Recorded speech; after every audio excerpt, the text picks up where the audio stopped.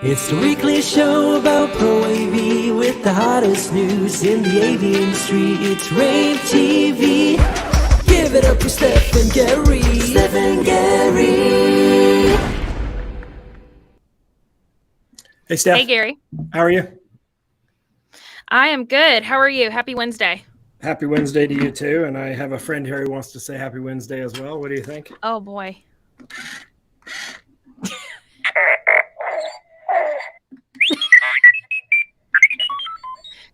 Happy Wednesday. That's well, thank R2D2 you, R2. And speaking of Star Wars, aren't you heading over to Star Wars World? Well, yes. So I was supposed to cover Enterprise Connect next week, but that has obviously been canceled, and I'm no longer doing that.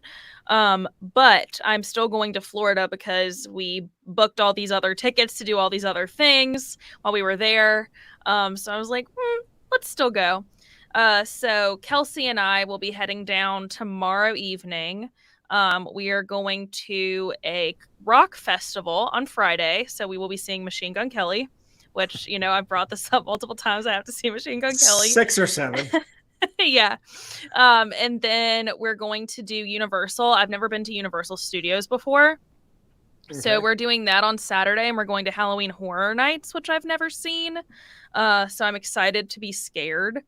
And then on Sunday, we are going to Epcot. So I won't go to Hollywood Studios at Disney this time, but I'm excited because Epcot's great in the fall. It's like my favorite thing to do.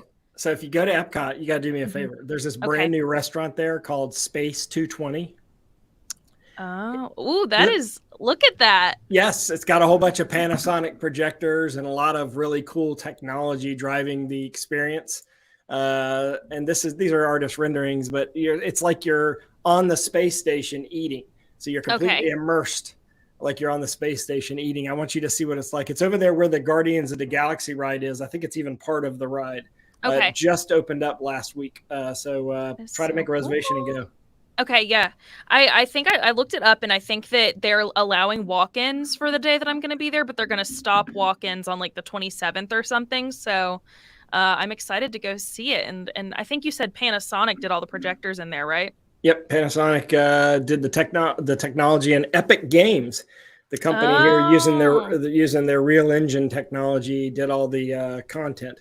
A fellow North Carolina company, right? There you go. Yeah. They does Fortnite. They do Fortnite.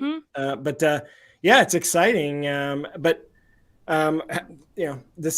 Our industry is, we make things happen, right? Yeah, exactly. Our industry is the reason why this kind of stuff happens. And right. So, I won't be able to go to that trade show that I was planning on going to, but I am going to appreciate all the AV at Disney World. So, Panasonic, send me an email. Let me know what else I should go look at so I can talk about it on rAVe TV next week. Yeah. Well, I wish the Guardians of the Galaxy ride was open, but they're doing some test rides, so maybe you should go check it out.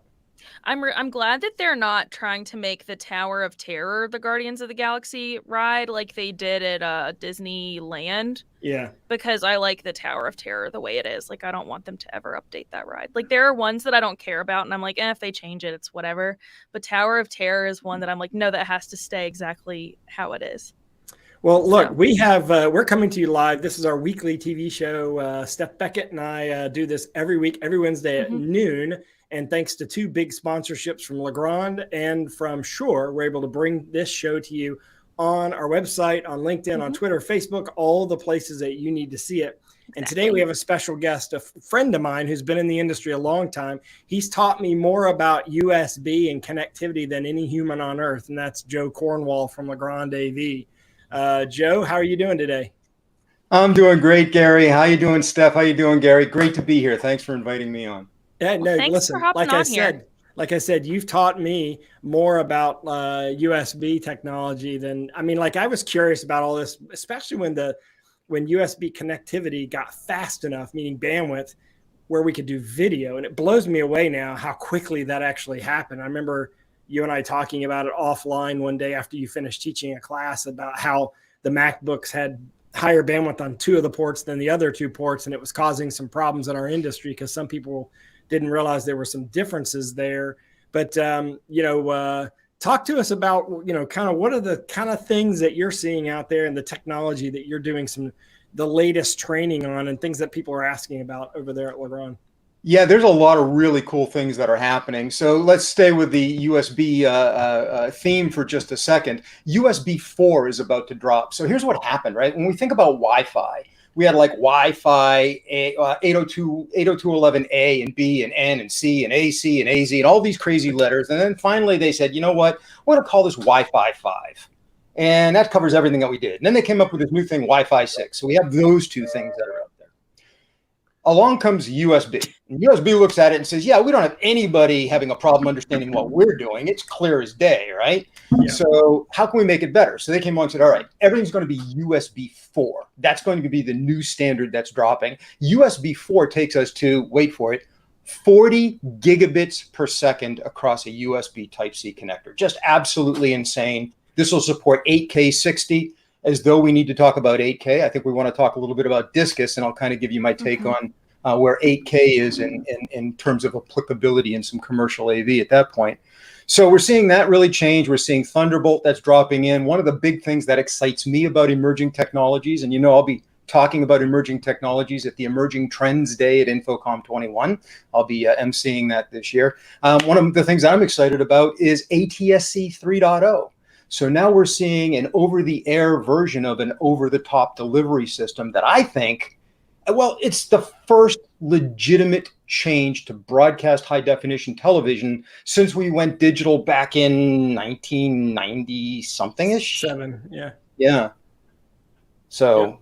Yeah, so a lot of stuff. So does that ATSC, is that addressing the 8K capabilities, or is it adding more channels? What is it doing? Because when we went to digital in 1990, well, it was supposed to be 1997, but they kept extending it. It brought us different channels using the same frequency, basically. Like you'd have channel 50, 50.1, 50.2, 50. So one channel could broadcast 4 different shows simultaneously. What's different about ATSC 3? So, I'm not an expert on it. In fact, I'll have somebody from SMPTE, the Society of Motion Picture and Television Engineers, who will be presenting on that at InfoComm. And we actually have a SMPTE chapter meeting Thursday night, and I'll be learning a little bit more about it. Okay. But some of the bigger things is, yes, it allows us to have more capability within the 6 megahertz bandwidth of a terrestrial transponder. It allows statistical multiplexing. We can get more feeds. It allows greater resolution when that makes more sense. I think the more exciting part, rather than resolution, is there's a couple of parts I'm excited about. The ability for it to handle HDR, the ability for it to handle wide gamut color, because I think those are more important than extending resolution when we start talking about extending the radiometric resolution of these signals. So that's very exciting. And then the other thing about ATSC 3.0, and I'm not really sure how this comes together, but it has the ability to deliver really bespoke, targeted, almost as though you were looking at like a YouTube videos, right? You get to watch a lot more than what just the channels are out there. It's got a lot of embedded capabilities. So it's got some sort of channel organizational system. That could be good and bad, because what you're describing is going from linear, easy to find channels to nonlinear, all over the place channels, which is it keeps us excited and focused. Or at least the geek in me is like, yeah, let's see what else we can do and how long it'll take me to figure it out. So there you go. All right, so look, the links for all of, like, you've written a bunch of articles. Your team has written a bunch of articles educating on some of this new technology. And obviously you're going to be teaching about Discus at InfoComm. And there's actually a Discus calculator. We're going to drop the link on Avixa's Discus calculator on the website. We're going to drop the link on the articles that you kind of alluded to, talking about some of the new technologies out there. Anything else that we should know about? So, well, when we're looking at Discus, just to kind of get into where we're at with Discus, one of the things that I think is so important about this came out in 2016, right? And this is part of the Human Ergonomic Society studies that really tell us about things like, here's one of my favorites. Every time you go into a meeting and somebody's trying to present some kind of a spreadsheet, you can never read what's on that screen, right? Like everybody thinks that a 12-point font on their 27-inch screen on their desk is going to look the same on this whatever projector that's washed out right underneath the windows in a classroom. So what Discus is allowing us to do is to categorize 2 different systems. And I think this is where it gets exciting. An AV design engineer can specify a particular system as being analytic decision-making, which tells me that it has to be as good as my eyes. It has to show me everything I can see as though I were there. And we can do that for scientific imaging, medical imaging, things like that. And then the other one would be basic decision making. And as we identify systems as either ADM, analytic decision making, or BDM, basic decision making, every engineer subsequently involved in the project is going to know by looking at the standard what it's supposed to do. How bright is it supposed to be? What's the resolution supposed to be? What font size should you be using in your content so everybody in the room can read it and understand it? To me, that's kind of an exciting change. Hit the market in 2016 as an ANSI Avixa standard. They have the calculators out there. And it's just now, I think, starting to pick up a little bit of traction in the industry. I've been teaching it since 2016. In fact, the very first class on Discus, I worked with the engineers who created the standard to be able to kind of talk about that. So that's pretty exciting stuff too, I think. Yeah, that is exciting, and our industry doesn't have a lot of standards. So whenever something comes out that kind of helps us kind of have something to compare things to and have something to help specify this, because, you know, that is a big problem, is like, you know, when you're in a meeting, you want to be able to see what's on the presentation. That's important for everyone in the room. That's like the most important thing. So, I mean, I think it's great that we have a standard out there that you know what they say about standards. The nice thing about standards is there are so many to choose from. Right. So yeah, go ahead and pick the one that you want. But it's kind of exciting. One of the things that I did, and Gary, I think that, and Steph, I think this is kind of exciting, particularly for your audience, right? Because we're all watching this on a mobile device, on a desktop, on whatever your productivity system is. I recently wrote a training that's actually called Optimizing Desktop AV for Productivity. It's the first time anybody has applied Discus and some of these techniques we use for AV design to tell you what your desk should look like, to tell you what your home office should be set up like, so that you can absolutely get the most out of it. And that's what I think is exciting about this, is in the last 18 months, we found out, through no fault of our own, we were kind of run headlong into this, but we found out that we can take the design ideas and experience that we have a larger audience, where we're talking about the remote work audience. That to me is exciting. We're kind of cutting edge that way in the AV industry. We're changing how people are communicating and working. Yeah, that training is also CTS approved, right? So if anyone goes, we have the link and we're dropping that in LinkedIn right now. So if anyone goes and enrolls and does that, they get half a RU. Is that correct? Yeah, that's a 30-minute training, perfect for lunchtime, and you'll get a half a CTS credit on that one. So that one's kind of a lot of fun, and it's really something to look at. I have one that I actually was the very first Discus training that we ever did, and that was called 4K, What You Can See, What You Can't, and What You Need to Know. That's a 1-hour training. I've done that many times at the shows. And Gary, you may have seen that once or twice in the past. And that's a lot of fun too. That really talks about how was Discus display image size for content for two-dimensional audiovisual installations. That's what Discus stands for. And that talks a little bit about how that was created, why, who was on that team, and what you're supposed to do with this knowledge, which to me has been maybe not as well communicated as it could have been. Right. Well, we've dropped the links in there too in the description of this. If you're watching this on LinkedIn or any of the other platforms, we've dropped in the comment section links, but we'll also put those links in everywhere we can possibly put them, so that you can find them. Of course, you can go to Legrand's website and check out all their education and their blog, and it's just a plethora of information at legrand.com. Yep, Legrand AV University. You'll find you could actually renew your entire CTS accreditation for free with more than 75 accredited courses that are there right now. Well, that'll be useful for me if I ever, get my CTS this October. You're going to get it in a month, Steph. You got a month. I know. It snuck up on me. I know. Yeah, I'm taking the test at Infocom, so we'll see what happens. But the reason why I know about Discus is because that was part of my study guide. So I was learning all about that and how to use it. And, I don't know that will come up on the test, but if it does, I feel comfortable with that part at least. Since you're going to take your test, one more thing. There's something out there called the AV Pro Cheat Sheet, which is something that I authored last year at the end of the year. Just something to help some of my friends who are going to take the CTS. It's got all the formulas and things you need. It is a free downloadable. We even have it printed as a poster. And Oh, I'll that's send you nice. the link to that, and you can kind of put that up. But I'll definitely send you perfect. stuff for that, and I think it'll be a nice study aid for you. Oh, that'll be yeah, that's great. Anything I can get, I will take, because it is coming up in a month, and I'm like, oh no. Well, just like the Hitchhiker's Guide to the Galaxy, my advice to everybody taking the CTS exam is, first and foremost, don't panic. Okay. And it doesn't hurt if you bring a towel. Okay. Sounds good. Both of All those. right. Noted. Thanks, Joe. Yeah, thank you so much.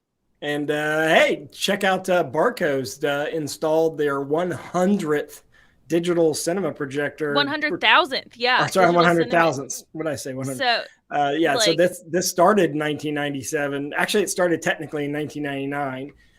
There was a big rush in 1999, Steph, to get a bunch of digital projectors installed. We were converting the projectors from analog film to digital. And there was a big rush to get them in there by May 1999, as many as possible. Do you know why, Steph? What was happening in May 1999? Is it called Y2K? Is that what that was? No. It was actually I don't know, but it was. I think that was called Y2K. I think they were nervous because of all the zeros and the ones in a computer, and so that when the year 2000 was going to come up, they were scared. So then everyone was just going crazy with technology and trying to hurry up and finish everything in 1999, because when the year 2000 came around, they were worried that all the zeros in the year were going to mess everything up in the computers. That is a thing. That is a thing, but that is not the correct guess, but that's okay. The reason was that Star Wars Episode 1 was debuting in May 1999, and that was shot. It was the first movie shot completely with a digital camera. It was not shot with a film camera. They used a custom-made camera from Sony that was native 4K resolution, a little higher than 4K resolution. And they shot the movie digitally, not with film. It was the first movie shot that way, and they wanted to show it digitally, so they'd have go to digital raw film to digital master to digital showing in the theaters. And since then, Barco's installed over 100,000 projectors. What's interesting about this is that they're still, believe it or not, that we still have about, probably 70% of the projectors that are installed are still 2K resolution. They're not even 4K resolution. That's wild. Digital projector. So you're going to see another upgrade coming. But and speaking of upgrades coming and great things going on, we got a message from Shure.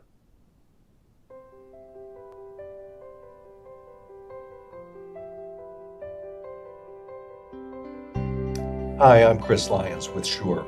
When I'm on a conference call, I devote my full attention to whatever is being discussed. Okay, that's not true. I normally am multitasking, and I often forget to mute my microphone. Yes, I'm that guy. Fortunately, IntelliMix Room DSP software has a feature that is designed to deal with people like me. It's called the AI denoiser, and it gets rid of common random room noises that can easily disrupt your meeting audio. I really don't know how it works. I think we reverse the polarity of the phantom power or something like that, or maybe it's digital. I don't know. But the point is, it works. Now, if I'm in a meeting, I like to click my pen. It kind of helps me think. So if I start clicking my pen, it might be disruptive and heard by the people on the other end of the call. But the denoiser knows how to take out the clicking of the pen and not disturb my voice. I like to look smart during a meeting, so I type on my keyboard a lot. People think that I'm taking notes or sending an important email, but I'm really not. Here's my pro tip for looking more productive. If you have one of those keyboards that's really quiet, doesn't make much noise, just type extra loud so it draws more attention to it. Now, of course, the denoiser can tell the difference between the keyboard clicking and the sound of my voice. So it gets rid of the keyboard, but it leaves my speech where it should be. Send. Probably the most annoying thing I do during meetings is eat. Now, I like meetings where they bring in pizza, but I try to keep some snacks around my desk just in case that there's, a meeting that runs long and they don't have any food. And so, fortunately, with the denoiser on, it takes care of all that noise, and I don't have to worry about crunching chips or cookies or anything else. Sometimes it's actually pretty difficult to get these bags open. You would think they make them easier. But once I've got a snack ready, then I can go 2, 3, 4-hour meeting, no problem. The denoiser is included with IntelliMix Room DSP software. If you're already using IntelliMix Room, just upgrade to the latest version and you'll have it. And then you don't have to worry about being that person.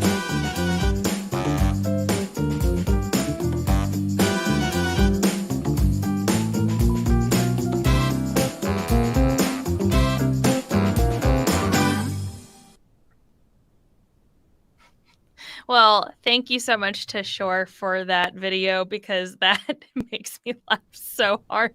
Is how he was working so hard to get that goldfish bag open to show that it crinkled. But the denoiser is what we talked about last week when he was on.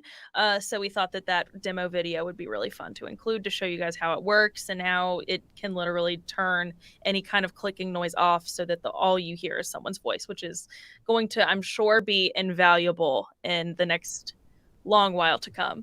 So I wanted to I'm doing this the rest of the show by myself, by the way, because Gary he teaches at UNC. I don't know if he's ever mentioned that before.